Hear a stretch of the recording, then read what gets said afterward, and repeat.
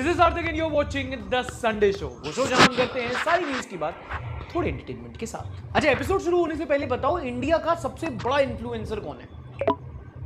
नहीं, ये उतना कंट्रोवर्शियल नहीं है, ये कुछ ज्यादा ही कंट्रोवर्शियल है। उतना एस्थेटिक नहीं है। नहीं, सही मायनों में इंडिया के ओजी इन्फ्लुएंसर हैं मोदी जी। अब तो सारे जहां में होगा जब मेरा ही चलवा है। मतलब लॉजिकली भी सोच के देखो, मोदी जी के पास क्या नहीं है। Amazing fashion sense, travel lust, trendsetter और फैन फॉलोइंग का तो कोई कंपटीशन ही नहीं है। यूट्यूब पर 20 मिलियन, इंस्टाग्राम पर 80 मिलियन, टीवी पर 20-25 चैनल और व्हाट्सएप पर तो हर दूसरा अंकल इनका फैन है। वाह मोदी जी, वाह वाह। और रौला तो इतना तेज है कि जब जब कंटेंट अपलोड करते हैं सीधा ट्रेंडिंग पेज पे जाते हैं, हंगामा मच जाता है, या तो पार्लियामेंट में या तो इंटरनेट पर। साला चलता है मुझसे मजनू। अब जैसे हाल ही में लक्षद्वीप टूरिज्म को प्रमोट करते हुए मोदी जी ने स्नॉर्कलिंग करते हुए अपनी पिक्स इंस्टाग्राम पे अपलोड की।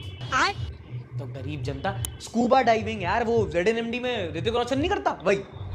सरसराती हुई टहनियां, पत्तियां कह रही है कि बस एक तुम हो यहाँ, सिर्फ मैं हूं, मेरी सांसें हैं और मेरी धड़कनें। बेटा लाखों में इन्वेस्ट कर ले। अबे ओरिजिनल वीडियो लगाओ यार। लक्षद्वीप की सुंदरता को शब्दों में समेटना बहुत मुश्किल है। और जब ये इमेजेस वायरल हुई तो लोगों ने भी बहुत मजे लिए। कमेंट पढ़ के सुनाता हूँ, दिल खुश हो जाएगा तुम्हारा। मोदी चल बता, ट्रिप की कौन सी पिक मेलोनी को भेजूं? मर्द सिर्फ अपनी पसंदीदा औरत को ही पिक। वरना तेरे को डर नहीं लगता? मोदी जी ने समुद्र में जाके मछलियों को डुबाने से बचाया। What stroke. Her he must be thinking about other PM's him. ये लक्षद्वीप से मेरा कोई पुराना नाता कैसे खोजूं? मेरा और लक्षद्वीप का बहुत पुराना नाता है कि मैं यहाँ की मछलियों के साथ रेत में खो खो खेलता था। Oh my God! मैं उड़ना चाहता हूँ, दौड़ना चाहता हूँ, गिरना भी चाहता हूँ, बस रुकना नहीं चाहता। अरे यार तुम लोग बुलडोजर चलवाओगे। Modi ji is doing adventure water sports at 73 and I am in my रजाई ट्राइंग टू डिसाइड आज नहाऊं या रहने दूं। ये मेरा ट्वीट तो नहीं है? नहीं, मेरा नहीं है। फीलिंग सेम है लेकिन। मोदी जी अपनी चाय में पानी लक्षद्वीप से मंगवा के डालते। हमारी जेनजी जनरेशन का ना मोदी जी से बहुत लव हेट का रिलेशनशिप है। वोट देते हैं तो मजे ले लेते हैं। ये कैन डू जनरेशन है। अच्छा, हफ्ते का अगला बड़ा मसला इंटरनेशनल है, ध्यान से सुनना। 90s के दशक में अमेरिका में एक बहुत फेमस पर्सनैलिटी थे, जेफरी एप्स्टीन। और ये ना पेपर डॉक्यूमेंट में बिल्कुल विश्वास नहीं रखा करते थे, क्योंकि इनके पास PDF फाइल का पूरा नेटवर्क था। सॉरी यार, समझा करो, ओरिजिनल वर्ड में YouTube को दिक्कत हो जाती है ना। On a serious note, Jeffrey Epstein का हो सकता है आपने नाम पहली बार सुना हो तो कॉन्टेक्स्ट समझ लो थोड़ा। हम बहुत टाइम पहले अमेरिका का बिजनेसमैन था, कोटी बंगले वाला आदमी, बड़े बड़े लोगों के साथ उठना बैठना था इसका ना। एलिगेशंस लगे, बहुत कुछ हुआ, कटिंग द क्लटर। बहुत सालों बाद पता चला कि जेफरी एप्स्टीन का दरअसल फ्लोरिडा में एक बहुत बड़ा ऑर्गेनाइज्ड सेक्स ट्रैफिकिंग नेटवर्क था, जिसमें बड़े बड़े जो इन्फ्लुएंशियल पर्सनैलिटीज थे वो शामिल थे। मतलब ये अपने आइलैंड पर बड़े बड़े क्लाइंट्स को अंडर एज लड़कियां डिलीवर करता था। और जब मैं बड़ा क्लाइंट इन्वॉल्व थे, पॉलिटिशियंस, बिजनेसमैन, मोनार्क्स, मतलब महंगा लिबास, रंगीन मिजाज।